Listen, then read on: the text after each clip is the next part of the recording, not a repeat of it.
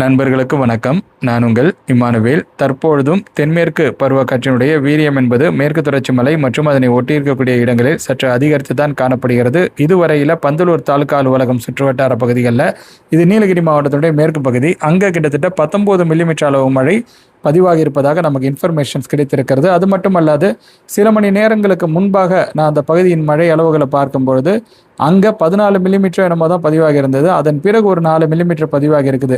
அப்படின்னா அங்கே மழையானது பதிவாகி கொண்டே இருக்கிறது இடையே இடையே அப்படிங்கிறத நம்மளால் புரிஞ்சிக்க முடியுது. நீங்கள் ஒருவேளை நீலகிரி மாவட்டத்தினுடைய மேற்கு பகுதிகளில் வசித்து கொண்டு இருக்கக்கூடிய நண்பர்களாக இருக்கிற பட்சத்தில் உங்களது பகுதியின் நிலவரத்தை மறக்காமங்க கூட நீங்கள் கருத்துரை பகுதியில் பகிர்ந்து கொள்ளுங்க. அதே போல தான் வால்பாறை மற்றும் அதன் சுற்றுவட்டார பகுதிகளுக்கும் இந்த நிலை என்பது பொருந்தும். அடுத்து வரக்கூடிய சில மணி நேரங்களிலும் வால்பாறை மற்றும் அதனை ஒட்டி இருக்கக்கூடிய அந்த மேற்கு தொடர்ச்சி மலை பகுதிகளில் மழையானது பதிவாகலாம்.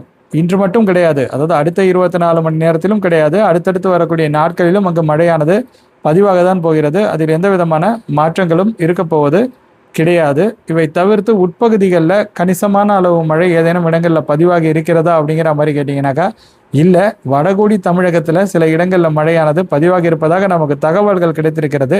அந்த மழை அளவுகளும் சொற்பமான மழை அளவுகளாகவே இருக்கின்றன.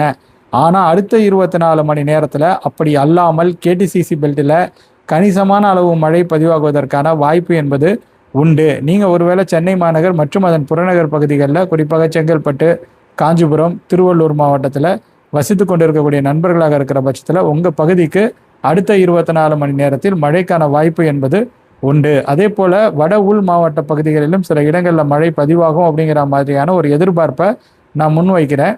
அதாவது மேற்கு திசை காற்று வீரியம் பெற்றிருக்கிறது, அதில் மாற்றங்கள் கிடையாது. அடுத்த 24 மணி நேரத்திலும் கர்நாடக மாநில காவிரி நீர்பிடிப்பு பகுதிகளில் சற்று வலுவான மழையானது பதிவாகலாம். அடுத்தடுத்து வரக்கூடிய நாட்களிலும் அந்த இடங்களில் வலுவான மழை பதிவாகுங்கிறது தான் நம்முடைய எக்ஸ்பெக்டேஷன்.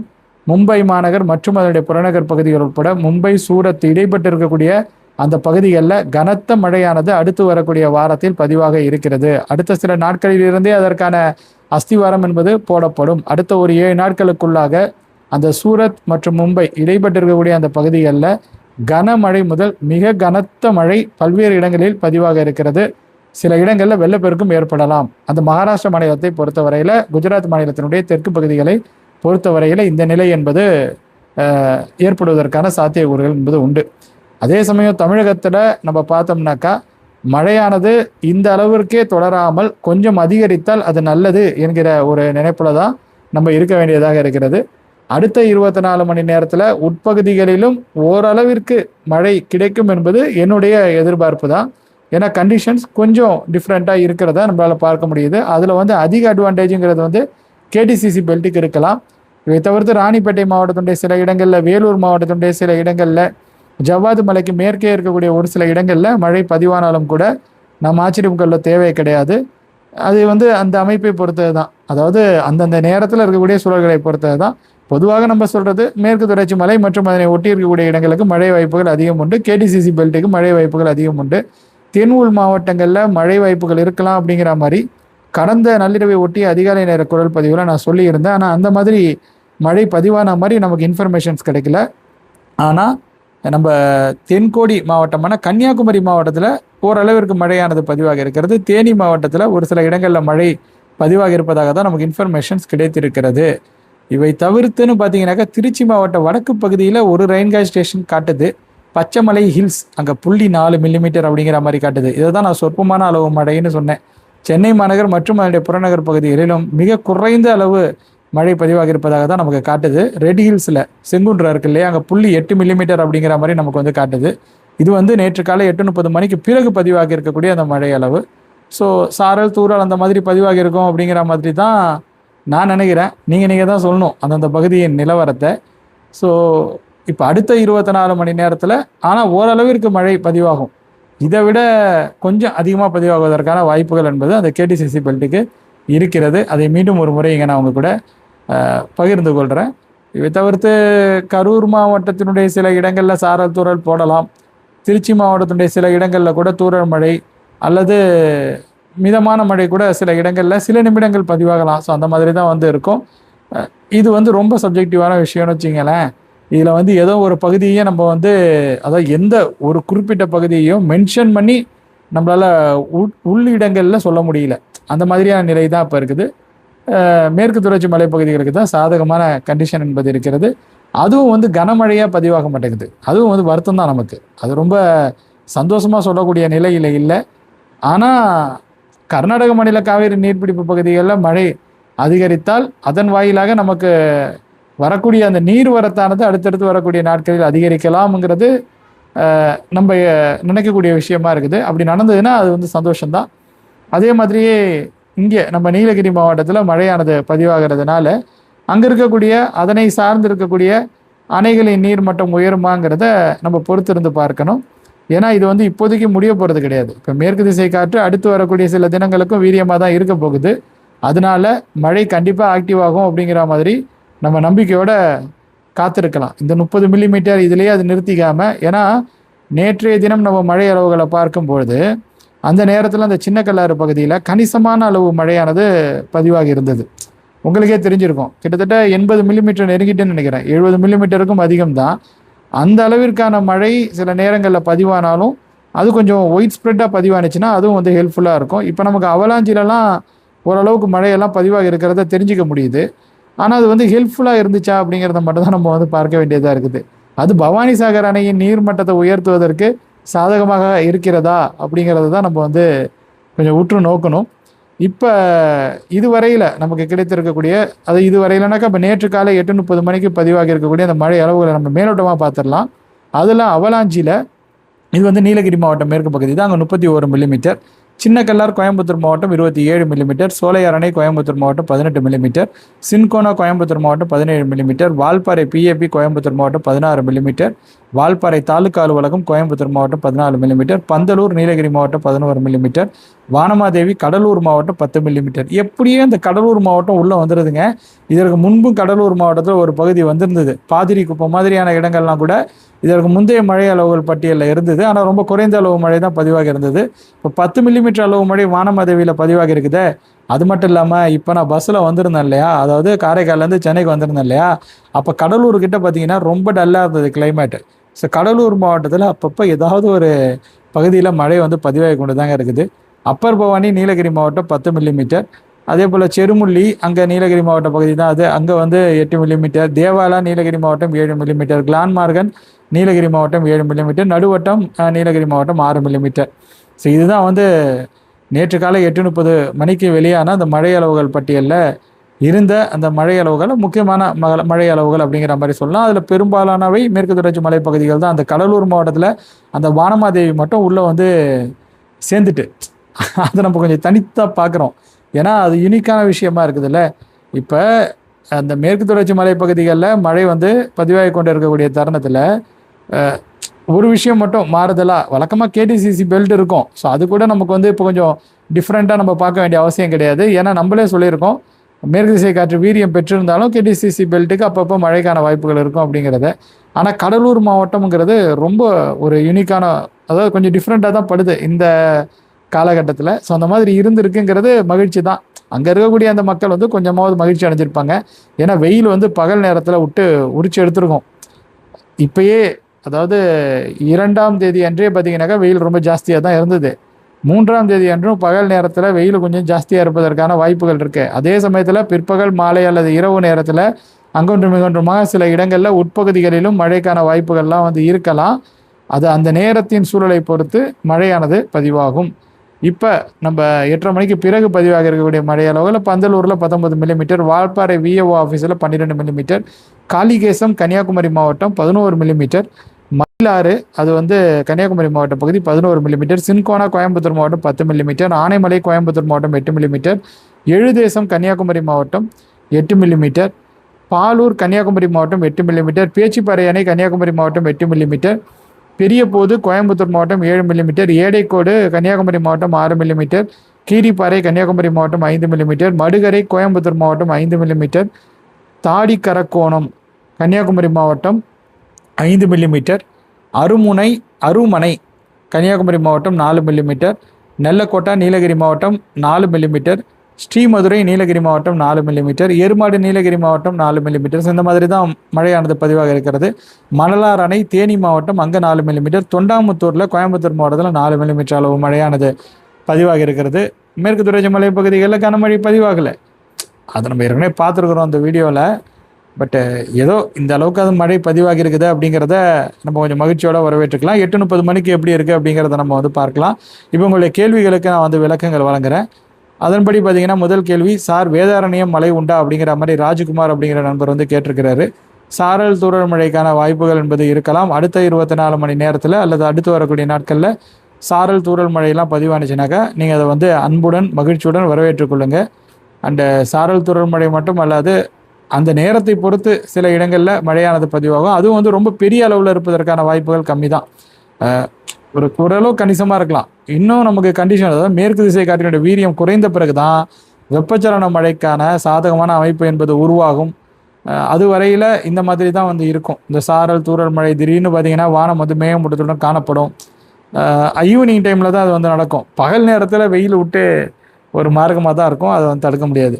சதீஷ் ராக்கி அப்படிங்கிற நண்பர் வந்து குட் மார்னிங் தம்பின்னு சொல்லியிருக்காரு. உங்களுக்கு என்னுடைய காலை நேர வணக்கங்களை தெரிவித்துக் கொள்கிறேன். மட்டக்களப்பில் வானிலை எப்படி இருந்தது அதை மறக்காமல் இந்த காணொலியினுடைய கருத்துரை பகுதியில் போட்டு விடுங்க. அதுக்கப்புறம் விஜயகுமார் அப்படிங்கிற நண்பர் வந்து இனிய இரவு வணக்கம் ஐயா, கோவை மாவட்டம் அன்னூர் வடக்கு எங்கள் பாசக்குட்டை ஊரில் இன்று வெப்பமாக இருந்தது, வெயில் அதிகமாக இருந்தது, நன்றிங்க அப்படிங்கிறத நமக்கு தெரியப்படுத்தியிருக்கிறாரு. ஆக்சுவலாக அன்னூரில் மட்டும் இல்லை, இங்கே காரைக்காலாக இருக்கட்டும், நான் வந்த வழிகள்லேயே சிதம்பரத்துலலாம் ரொம்ப அனலாக இருந்தது. சிதம்பரத்தில் ஒரு ரெஸ்ட் ஸ்டாப்பில் நான் இறங்கி கொஞ்சம் வெளியே போகும்போது என்னால் அந்த ஹீட்டை வந்து ஃபீல் பண்ண முடிஞ்சுது. அது அதிகம் தான் உண்மையிலே டெம்பரேச்சர். அதுவும் வந்து ஜூலை மாதத்துக்கு வந்துட்டோம். ஜூலை மாதத்தில் இந்த டெம்பரேச்சருங்கிறது கொஞ்சம் ஜாஸ்தியாக தான் இருக்குது. இதுக்கு முன்னாடி இப்படி நடந்திருக்கான்னு கேட்டிங்கன்னா நடந்திருக்கு. அதையே நான் இங்கே சொல்லிடுறேன். இது வந்து நடக்காத ஒன்று இப்போ நடந்திருக்கு அப்படிங்கிற மாதிரி கிடையாது. இதுக்கு முன்பும் ஜூலை மாதத்தில் கடுமையான வெயிலை நம்ம வந்து சந்திச்சிருக்கோம், வெப்ப அலையே நம்ம சந்திச்சிருக்கோம். இது வந்து தென்மேற்கு பருவக்காற்று வீரியம் பெற்றிருந்தது அந்த தருணத்தில். அதை நான் வந்து ஃபோர்காஸ்ட்டு பண்ணியிருக்கிறதுனால இதை நான் வந்து ஆணித்தரமாக அடித்து சொல்கிறேன். அந்த நேரத்தில் நிலப்பகுதிகளில் ஒரு சர்க்குலேஷன் மூவ் ஆன் ஆகிட்டு இருந்தது. அப்போ வந்து காற்று வந்து வேகமாகவே வீசுனுச்சு, ஆனால் வெப்பநிலை வந்து ரொம்ப அதிகமாக வந்து இருந்தது, அனல் காற்றாக இருந்தது பகல் நேரத்தில். அதெல்லாம் நினைவில் இருக்குது. அதனால் இது வந்து நடக்காத ஒன்றுன்னு கிடையாது. பட்டு இது வந்து தொடர்ந்து நடக்கும் போது தான் நமக்கு கஷ்டமாக இருக்குது. இப்போ இந்த மாதிரி நடக்குது, ஈவினிங்கில் வந்து ஓரளவுக்கு மழை நல்லா பெஞ்சிட்டுனாக்கா அந்த பிரச்சனை வந்து இருக்காது. பட் ஈவினிங்கில் மழையும் இல்லை, ஆனால் வந்து வெப்பநிலையும் பகல் நேரத்தில் அதிகமாக இருக்குனாக்கா அதுதான் கொஞ்சம் கஷ்டமாக இருக்குது. பார்க்கலாம். அப்போ நெக்ஸ்ட்டு 24 ஹவர்ஸில் ஏதாவது இடங்களில் மழை பதிவாகுதா அப்படின்னு சொல்லி நம்ம பார்க்கலாம். இதற்கு அடுத்தபடியாக சாந்திராஜ் சுப்புராஜ் அப்படிங்கிற ஐடியிலேருந்து, ப்ரோ வணக்கம், தேனி மாவட்டத்திலிருந்து தெற்கு 12 கிலோமீட்டர், மேகமலையிலிருந்து வடக்கு 15 கிலோமீட்டர் தப்புகுண்டு கிராமம் உள்ளது. காற்று வீரியம் அதிகமாகவே உள்ளது. மாலை 3 மணிக்கு மேல் மேகங்கள் வருகின்றன, மழை கிடைப்பதில்லை. பெரியவர்களை மழையை கணிக்க முடியாத அளவுக்கு காலநிலை மாறி உள்ளதா?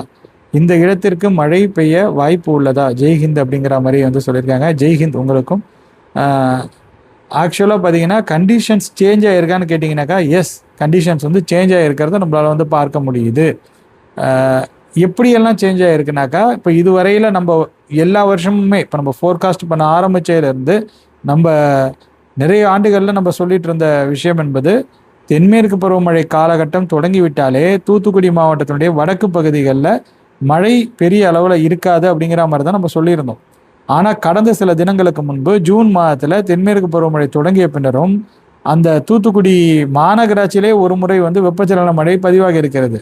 ஸோ இதெல்லாம் வந்து எப்பயாவது ஒரு தடவை நடக்கக்கூடிய ஒரு விஷயம். இந்த மாதிரி சில அரிதான விஷயங்கள் என்பது நடக்கிறது. ஆனால் அது ரொம்ப மேசிவான சேஞ்சான்னு கேட்டிங்கனாக்கா மேசிவான சேஞ்சாக படலை. மேசிவான சேஞ்சுனாக்கா அது வந்து ஒரு மிகப்பெரிய அதிரடியான மாற்றமா, இல்லை வந்து கணிக்கவே முடியாத ஒரு விஷயமானு கேட்டிங்கனாக்கா அப்படி இல்லை. அதாவது இது வந்து வரலாற்றில் இதுக்கு முன்னாடி நடக்கவே நடக்காது, அதாவது இது வந்து இதனால் வந்து அப்படியே அந்த உலகமே மாறிடுமான்னு கேட்டிங்கன்னா அப்படி வந்து கிடையாது. உலகமே அழிஞ்சிருமான்னு கேட்டிங்கன்னா அப்படி வந்து கிடையாது. அந்த மாதிரியான நிலை வந்து இல்லை. ஓரளவுக்கு இதை எதிர்கொள்கிற ஒரு தன்மை நம்மக்கிட்ட இருக்குது அப்படிங்கிறத நான் வந்து சொல்ல வரேன். மேற்கு தொடர்ச்சி மலைப்பகுதிகளில் மழை கம்மியாக பெய்யுது, ஆனால் இதை எப்படி நம்ம கையாளுறது அப்படிங்கிற அந்த நகர்வுக்கு நம்ம போகணும் அப்படிங்கிற மாதிரி தான் நான் முன்னெடுப்புகளை எடுக்கணும்னு நான் வந்து கேட்டுக்கிறேன். ஐ மீன் அந்த மாதிரி சில விஷயம் வந்து நம்மக்கிட்ட இருக்குன்னு நான் வந்து சொல்ல வரேன், வேறு எதுவும் கிடையாது. வெப்பச்சலன மழை பதிவாகும் பொழுது அதை எப்படி யூட்டிலைஸ் பண்ணலான்னு பார்க்கலாம். ஆனால் அதை மட்டுமே வச்சுட்டு நம்மளால் வந்து நிறைய பணிகளுக்கு திட்டமிட முடியாது. அட்லீஸ்ட் மழைநீர் சேகரிப்பு மாதிரியான விஷயங்களை இம்ப்ளிமெண்ட் பண்ணுறது மூலயமா சென்னை மாதிரியான பெருநகரங்களில் ஓரளவுக்கு நம்ம நீர் மேலாண்மையை கொஞ்சம் பெட்டராக கையாளலாம். ஆனால் வடகிழக்கு பருவமழை எப்படி இருக்குங்கிறத இப்போ நம்மளால் வந்து உறுதியாக சொல்ல முடியாது. எல்னினோ பீரியட் இருக்கிறதுனால எல்னினோ பீரியட் வரும் அப்படிங்கிறத நம்ம ஒரு கணிப்பாக முன் வைக்கிறதுனால வடகிழக்கு பருவமழைக்கு அது ஃபேவரபுளாக இருக்கலாம் அப்படிங்கிறது ஒரு prediction, one way of thinking அப்படிங்கிற மாதிரி சொல்லலாம். பட் இதுக்கு முன்னாடி அப்படி இருந்திருக்கான்னு கேட்டிங்கன்னா ஆமாம், நிறைய ஆண்டுகளில் எல்னினோ காலகட்டத்தில் வடகிழக்கு பருவமழை நன்றாகவே பதிவாக இருக்கிறது, கடலோர பகுதிகளில் குறிப்பாக. ஸோ அதனால் அங்கே வடகிழக்கு பருவமழை பீரியடில் எந்த அளவுக்கு மழை கிடைக்குது அப்படிங்கிறத பார்க்கணும். பட் இப்போ தேனி மாவட்டத்திலலாம் கொஞ்சம் வித்தியாசமான காலநிலை தான் இருக்குது. ஆனால் இதே நிலை வந்து இந்த பருவமழை முழுக்க தொடருமான ஒரு கேள்வியை நீங்கள் முன் வச்சிங்கனாக்கா அப்படி தொடராது அப்படிங்கிற மாதிரி நான் வந்து நம்புகிறேன். இடையே சில நேரங்களில் கணிசமான அளவு மழை கிடைத்தால் அந்த மழையை எப்படி பயன்படுத்தி கொள்வது அப்படிங்கிற மாதிரி நம்ம ஒரு நிலைக்கு வந்து போக வேண்டியது இருக்கும். இப்போ ஓரளவுக்கு மழை நீலகிரி மாவட்டத்திலையும் வால்பாறை சுற்று வட்டார பகுதிகளில் பதிவாகுது. இந்த மழை வந்து இன்னுமே கொஞ்சம் இன்க்ரீஸ் ஆகணும். மேபி இப்போ அடுத்தடுத்து வரக்கூடிய நாட்களில் அது இன்க்ரீஸ் ஆகலாம். ஆனால் இப்போ நம்ம என்ன நினச்சோன்னா, இப்போ வட இந்திய பகுதிகளில் பெரிய அளவுக்கு மழை வந்து கிடைக்கல இந்த தென்மேற்கு பருவமழை 2026 இதுவரையில் நம்ம பார்க்கும் பொழுது. ஆனால் இப்போ பார்த்திங்கன்னா நம்ம மேற்கு பகுதிகளிலே மகாராஷ்டிரா மாநிலத்தில் தான் லேட்டாக வந்து ஸ்டார்ட் ஆனிச்சு. பட் இப்போ விட்டு பொழக்கும் போல இருக்குது. அடுத்த ஒரு வாரங்கிறது வந்து மகாராஷ்டிரா மாநிலத்திற்கு அதிக அளவிலான மழைப்பொழிவை வழங்குங்கிற நிலையில தான் வந்து இப்போ வந்து தென்மேற்கு பருவமழை 2026 இருக்குது. குறிப்பாக மும்பையில் மறுபடியும் வந்து ஒரு கனமழை நிகழ்வு வந்து வரப்போகுது.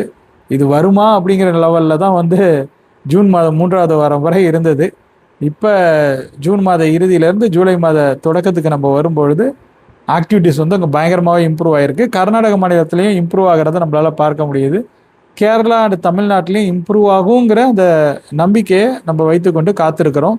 பார்க்கலாம் அடுத்தடுத்து வரக்கூடிய நாட்களில் அது இம்ப்ரூவ் ஆகுதா அப்படிங்கிற மாதிரி. பட் மற்றபடி பார்த்தீங்கன்னாக்கா இது கொஞ்சமாக அரசல் புரசலாக சொல்லப்பட்ட விஷயமாக இருந்தது. இந்த பருவமழை வந்து அந்த அளவுக்கு வந்து கை கொடுக்காதுங்கிறது அரசல் புரசலாக சொல்லப்பட்டு வந்த ஒரு விஷயமாக தான் இருந்திருக்கிறது. நம்ம சொன்னது வந்து இங்கே அதற்கான மாற்று வழிகள் என்பது இருக்கிறது என்பதை தான் நம்ம வந்து சொன்னோம். எப்படி சொன்னோம்னாக்கா இங்கே வந்து இரிகேஷன் மெத்தடாலஜி கொஞ்சம் பெட்டராக இருக்குது. அதனால வந்து இதை நம்மளால் எதிர்கொண்டுட முடியும். இந்த வருஷம் வந்து நீங்கள் எதிர்பார்க்குற அளவுக்கு ஒரு கடுமையான ஒரு வருஷமாக இருக்காது அப்படிங்கிறத நம்ம வந்து சொல்ல வந்தோம். இப்பயே சொல்லிடலாம், 2027 2026 விட வெப்பநிலை வெயில் காலத்தில் அதிகமாக இருக்குங்கிறத இப்பயே நம்மளால சொல்லிட முடியும்.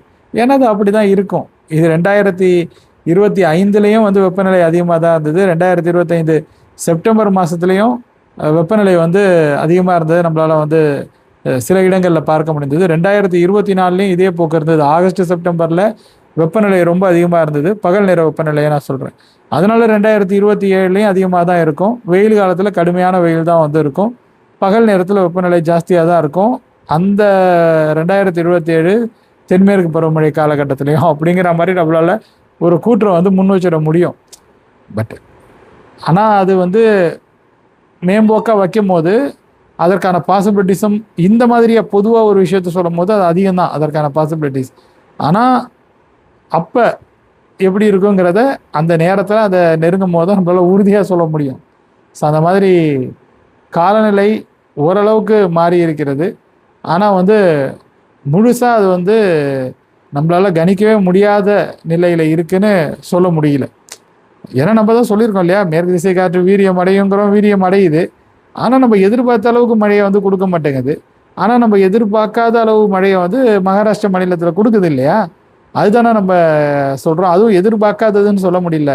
இப்போ மகாராஷ்டிரா மாநிலத்தில் கனமழை பதிவாக போகுதுங்கிறது ப்ரெடிக்டபுளாக தானே இருக்குது, அங்கே பதிவாகுது இல்லையா. அதனால் அது கணிக்க முடியாத காலநிலையாக இல்லை. ஆனால் அது எப்படி சொல்கிறதுனா ஒரு ஸ்லைட் வேரியேஷன் இருக்குது. அதனால் நீங்கள் வந்து நம்பிக்கையை மட்டும் கைவிட்டுறாதீங்க, நம்பிக்கையோட காத்துருங்க. அடுத்து வரக்கூடிய நாட்கள் என்ன நடக்குதுங்கிறத நம்ம பொறுத்திருந்து பார்த்துடலாம். ஆனந்தன் என் அப்படிங்கிற நண்பர் வந்து பொள்ளாச்சி பகுதியில் சாரல் தூறல் அவ்வளவுதான், மழை மழை பெரிய மாற்றம் இல்லை, ஆனால் காற்று மிக அதிகம் அப்படிங்கிறத சொல்லியிருக்காங்க. ஆமாம், மேற்கு திசை காற்று வீரியம் பெற்றிருக்கிறது. ஆனால் கனத்த மழை பெரிய அளவில் இன்னும் வாழப்பாறை சுற்று வட்டார பகுதிகளில் பதிவாகலை. நேற்று முன்தினம் தான் வந்து அந்த 77 மில்லிமீட்டர் நம்ம பதிவாகி இருந்தது. அதற்கு ஒரு நாளுக்கு முன்னாடி, அதாவது அதற்கு ஒரு 2 நாளைக்கு அப்படிங்கிற மாதிரி பார்க்கும்போது அப்போ ஒரு தடவை ஒரு 70 மில்லிமீட்டர் நம்ம பதிவாகி இருந்தது. 80 மில்லிமீட்டருக்கு மேலே இருந்ததுன்னு நினைக்கிறேன். மற்றபடி பார்த்தீங்கன்னாக்கா இப்போ கொஞ்சம் குறைஞ்சிருக்குது. மேபி அடுத்து வரக்கூடிய நாட்களில் அதிகரிக்கலாம். அதற்காக நம்ம வந்து காத்திருக்கலாம். மறுபடியும் ராஜ்குமார் அவங்க தான் கேட்டிருக்காங்க, சார் வேதாரண்யம் பகுதி மழை உண்டான்னு கேட்டிருக்காங்க. அந்த கேள்வி தான் முதலையும் இருந்தது, அதற்கே நான் வந்து விளக்கங்கள் சொல்லிட்டேன். ஸோ இத்தனை கேள்விகளை தான் நீங்கள் வந்து முன் வச்சிருக்கிறீங்க, இவ்வளோ கருத்துக்களை தான் நீங்கள் வந்து சொல்லியிருக்கிறீங்க கருத்துரை பகுதியில். ஸோ நிறைய நண்பர்களுக்கு தெரிஞ்சிருக்குது, மேற்கு திசை காற்று கொஞ்சம் ஆக்டிவ் ஆகிட்டு வெப்பச்சலன மழை உட்பகுதிகளில் எப்படியும் வந்து பெரிய அளவில் இருக்காது. அதனால் நம்ம எதுக்கு தொடர்ந்து கேள்விகளை கேட்டுட்டு இருக்கணுங்கிறதுக்காக கேள்விகளை வந்து நிறைய நண்பர்கள் வந்து குறைச்சிருக்கிறாங்க. ஸோ 4 கேள்வி இருக்குது, 4 கருத்துக்கள் இருக்குது. 4 கருத்துக்களுக்கும் நம்ம வந்து விளக்கங்கள் வழங்கியிருக்கிறோம். பார்க்கலாம் அடுத்த 24 மணி நேரத்தில் வெப்பச்சலன மழை எப்படி பதிவாகுது அப்படிங்கிறத. அவ்வளோதான் தோழர்களே இந்த காணொலியை பொறுத்த வரைக்கும்.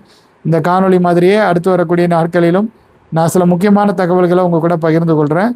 அதுவரையில் உங்களிடமிருந்து விடைபெற்றுக் கொள்வது உங்கள் இமானுவேல். நன்றி, வணக்கம்.